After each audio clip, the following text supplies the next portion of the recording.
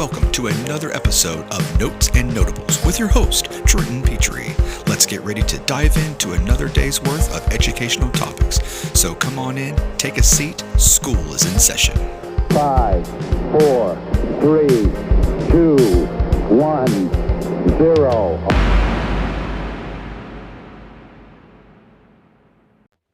Hello, and welcome to a new episode of Notes and Notables. I am here in San Antonio with my good friend, Drew Reynolds.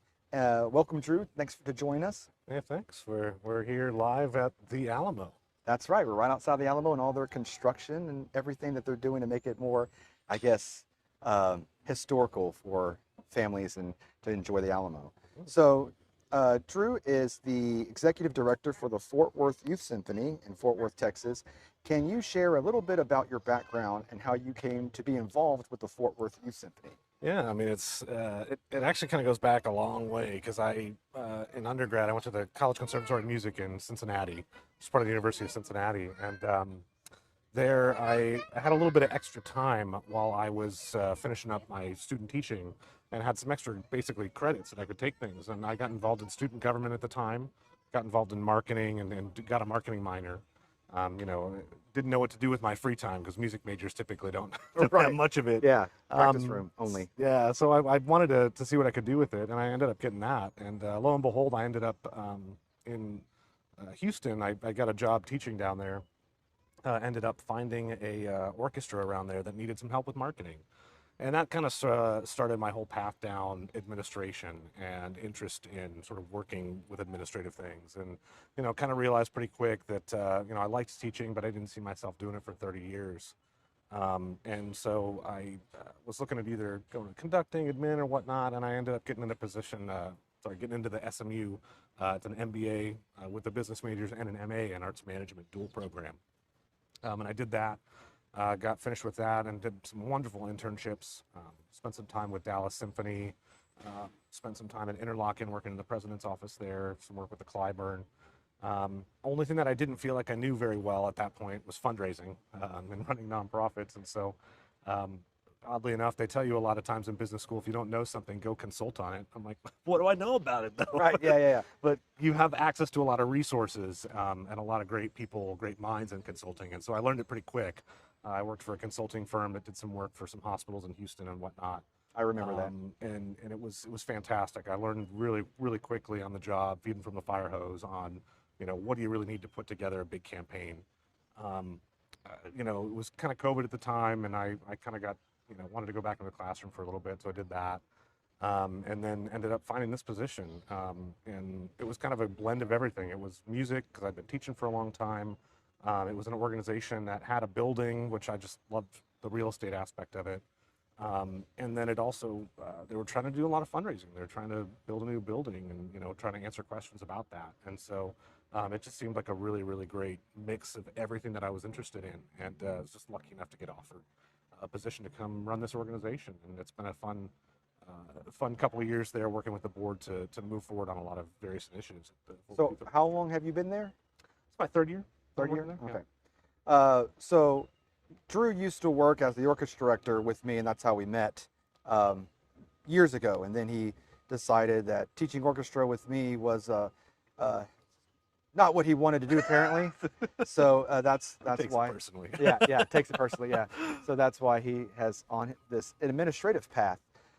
Can you talk about a little bit about what your vision is for the Fort Worth Symphony and how do you plan to contribute to its growth and its success? Yeah, I mean, this is the interesting thing about nonprofits is that, it's not necessarily my vision. It's the vision of the body. And, I report to the board. I'm then the executive director, and that term really means a board of director that's in charge of executing the mission, right? The vision for the organization. And so those are conversations that we have as a large body to figure out. And so we put together a new strategic plan last year. And a lot of what we're doing is, just trying to match the growth of Fort Worth. Tarrant County was last year, I think, was the fastest growing county in the country. And so there's a ton of people moving in. There's a ton of districts that are growing very fast. And so a lot of what we're doing is just trying to grow our programs to sort of meet that growth and meet the need. But there's also, trying to grow our programs too in terms of like what we offer. I saw a lot of peer organizations doing interesting things in jazz. We just hired Ken Ebo, who's a wonderful, he used to run the Marine Corps jazz band. He's going to come and teach our jazz band here moving forward. That's going to be a new pilot. We've done some chamber things that are really interesting.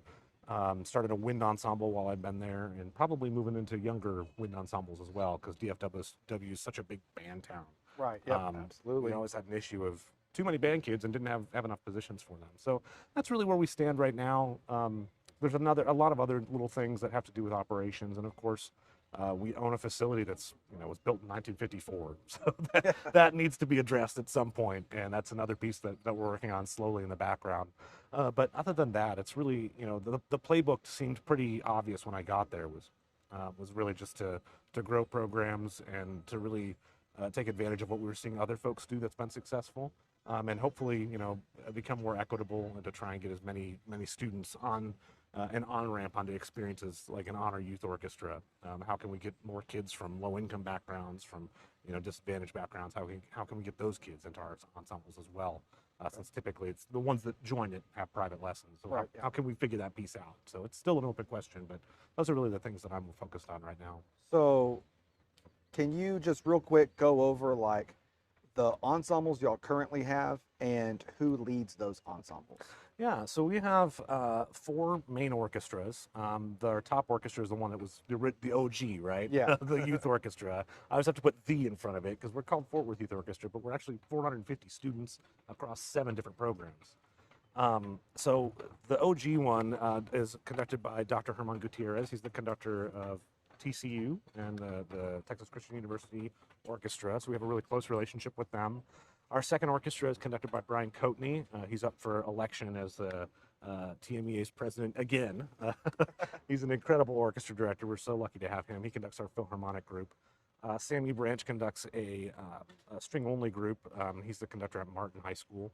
And then we have Mandy Musser, who's just legendary young string teacher that teaches our youngest little kids. We also have a wind ensemble conducted by Brian Youngblood. Anybody in DFW, and a lot of people in Texas know him as a drill writer. But he also teaches at TCU and is just an incredible, enthusiastic person that conducts our wind ensemble. And like I said, Ken's doing our jazz now, and we've got a Suzuki school that's all ages, so anybody can join that one. And then we've got a chamber program led by Bree Ahern, who does a lot of interesting chamber stuff. She was actually a Houstonite. I think she did a lot of stuff with AFA, which is a big program in Houston on chamber music. So she's coaching our chamber music programs now. Good. Okay, we'll be right back with a little bit more after these important messages, but not real messages because, I don't have messages. We'll be back.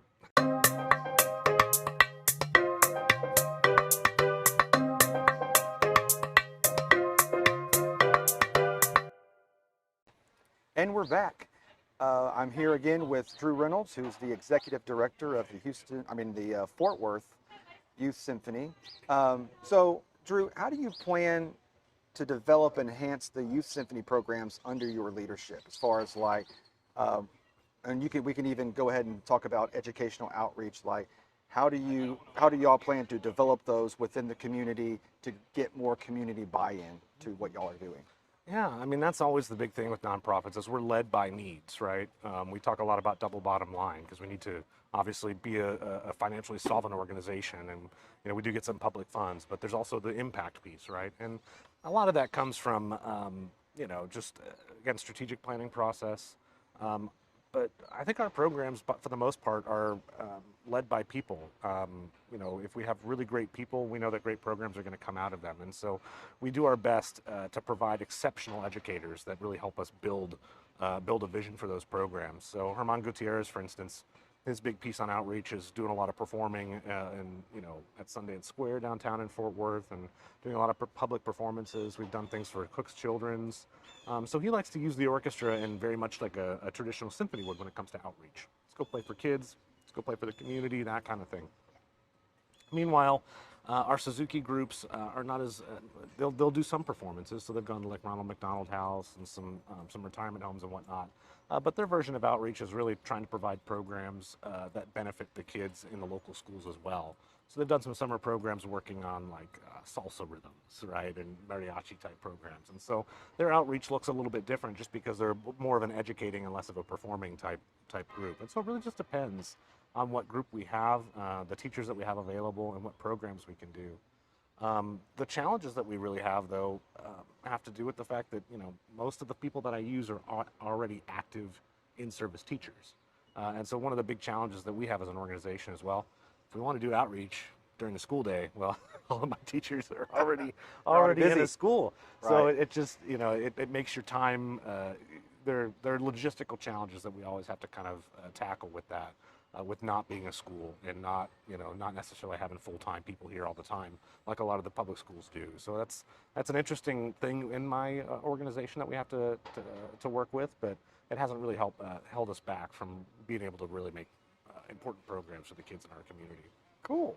Yeah, I think it's great whenever you have organizations like the Fort Worth Youth Symphony or even like Dallas Symphony and people like that, organizations like that, that can get out into the community and try to bring awareness that, hey, these groups do in fact exist, because some people may not even know that they exist. I mean, how do you make it known each year, or do y'all have like any sort of event where basically, I guess, if a student wanted to join, what is the process that they go about getting to be a part of y'all's group? Yeah, we do a couple different things. The main thing is that we have really close contacts with our local school partners. We're always trying to find who the new directors in town are, right? If we've had changes, because we're not necessarily notified of that. Right. We're always trying to make sure that we have good contact information. Any new schools that open, they get addressed. But we'll send posters, we'll send information out. We also have a lot of private lesson students. But a powerful thing that you and your peers in band world may want to do is just to ask the question of, how did you find out about band, right? I found that question to be very powerful on our applications, because we find out that students have found out about us through interesting ways. A lot of times they find out through their private lesson teachers. Sometimes their directors are telling them. Sometimes it's just word of mouth. Sometimes it's a friend that told them, that this was a cool thing to do. And so we found that, just looking at the data and asking the question can really help us guide us on where we need to spend funds to try and identify who those kids are. In terms of the journey that they have to get here, typically our groups are auditioned. The Suzuki program is not. That's very much a sort of individual private lesson type program. But everything else is typically on an auditioned process. And we spend a lot of time and resources to try and make sure that our digital products to be able to deliver that are up to speed and are doing everything that we need to do. But that audition process is a recorded audition. Our conductors take a look at it and rank those kids and select the ones that are going to be in the group for the next year. Sometimes we have a problem where we have so many kids that want to join and we don't have enough spots, and so that's always something that we've also had to try and figure out is, at what point do we add another group, right? Right. Yeah. So do they have to try out every year? Mm-hmm. Yeah. So every year, every person is trying out, regardless if you were in it or not. Yeah. We try and do a blank slate, and we just find that makes it the most fair for everybody. And that being said, obviously the kids that have been through the orchestras one time, you certainly have a leg up. And have advantage. They have others. experience in how to deal with it, the schedule, and all that kind of stuff. Yeah. So cool. So we already talked a little bit about collaborating with local schools, but do y'all do anything? Like, I know obviously y'all have performances. How many performances do y'all have a year, typically? Our kids on average do about 6 performances per student. So some programs do a little bit more, some do a little bit less, but Depending on the age group, I yeah, guess. there's about 6 for each of those. And how often do they rehearse? Weekly for our groups, for a couple hours, and that's the other challenge with what we do, is that we don't see those kids every single day, and so that's why a lot of times we require that our students are part of their local programs and are have something robust behind them, because it's we alone cannot provide an exceptional music education. We really rely on schools to help us with that piece. Right, you're just a what do they call it? Additional support, additional kind of not help, but I can't even think of the word. Well, we like to say we supplement. Supplement, that's the word I'm looking for. Not supplant, yeah. Yeah, We supplement, that was the word that I We was never looking want to for. replace what they Yeah. have access to in Yeah. their schools, yeah. Yeah, it's always supplemental things, supplemental material, supplemental bands, supplemental music. Yeah. Yeah. Cool. Okay, we'll be back in just a second with the last part of our podcast. We'll be back.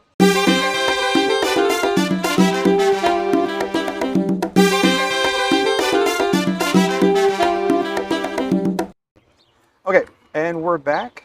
We are going to now talk about some things that Drew has he didn't know I was going to ask these questions. Not so prepared for these ones. yeah, you're not prepared. Okay, so here's what I want to know. What are your top 3 orchestral pieces? Ooh, it's always a tough one. You know, I've got to start with Appalachian Spring. Always have to. I love Copeland. So that's always a top contender for me. Another one that I really grew up with and love, obviously, is Planets, right? Gotta love some Holst. Gustav Holst. Gotta love some Holst. And then my absolute favorite gem, and I've seen him live several times in performing, but I love John Williams, just about everything he does. And Yesterday was his 92nd birthday. Yes. I actually was in LA recently and drove by his house, and he had a big mailbox out front for holiday decorations. It's very cool. But he's one of my favorite works of his, and I think a masterpiece. It's definitely underrated. I think is Close Encounters. I think that one's probably going to live on as being the most important piece of film writing out there. Just very, very innovative. And a great blend of modern music with film and screen. Just something I don't think we'll ever see again on cinema. I don't know if we'll ever see someone as prolific as John Williams in movie music again, to be quite honest. It's probably true. I think he's the only person who has more Oscar nominations is Walt Disney. Yeah. So and because I mean, like, you think about Hans Zimmer and some of the other ones, and they are good, but I mean, it seems like everybody knows John Williams, whether you're a music person or not. You play that Jaws theme or you play Star Wars, and it's like everybody, knows, like, oh yeah, that's John Williams, because they've heard of that throughout their entire life, because he's been composing movie music for 40 years, it seems like. Yeah. And I have a big respect too for the fact that he's, in his film music, you can tell how well versed he is in classical music and opera and scores. I mean, he knows where to pull from history for just about every emotional moment on film. I think when you worked with me, you and I listened to, because you had told me about this piece of him playing like jazz piano. It's not even like movie music, just him playing jazz. And I was like, man, he can play that jazz piano pretty prolific there. Yeah. So I was like, a man of many talents. Yeah, but I totally recommend it if you haven't had a chance to listen to those. He's on the level of Oscar Peterson. As a pianist, just incredible. And he was moonlighting as a young pianist at Juilliard, playing in jazz clubs all around town in New York. Just an incredible album. Jazz Beginnings, I think, is the name of it. Okay. Great. Jazz Beginnings. John Williams, as you've never heard him before. But, okay, well, I hope those of you who are tuning in and listening have kind of gotten an idea of a different aspect of education. When I started this podcast, the goal is to interview anybody that has to do with education, albeit a teacher, administrator, college, doesn't matter. And so this is the second episode, but the first administrator that I've interviewed. He also happens to be one of my dear friends and basically a brother to me. And it was great to sit out here outside in one of the hotels next to the Alamo and spend a few minutes chatting about what it is that you do, Drew. I know we've talked about it in the past, but this was the first time that we've actually got to dive in, and I actually got to really hear what you do, as opposed to just like, here's the short version. Okay, now we're gonna move on with life. So again, thanks for being here, and everybody, thanks for listening, and tune in next time for our next episode of Notes and Notables. Thanks for having me. Appreciate it. Take care. This has been another episode of Notes and Notables with your host, Trenton Petrie. Join us next time as we dive into another set of educational topics with a brand new guest. But until then, school's out.